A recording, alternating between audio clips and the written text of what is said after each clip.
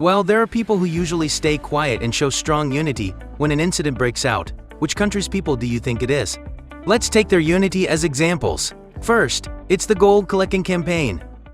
The government eventually admitted the country's bankruptcy and applied for a bailout to the International Monetary Fund (IMF) on November 21, 1997. However, Koreans did not stay still. Korea paid off its debt by collecting gold that can be exchanged for currency. 오늘 문화방송의 근무와 뜸무와 경제를 살립시다 특별 생방송에는 일반 시민은 물론이고 종교인과 연예인, Many foreign experts predicted that Korea's IMF debt repayment would take more than 10 years. However, Korea succeeded in repaying its debt in just 3 years and 8 months. It was an opportunity to promote Korea's unity to the world. The Korea's unity shown during the 2002 World Cup cannot be left out. At that time, there were people outside the stadium who were united with support. Have you heard of the Red Devils?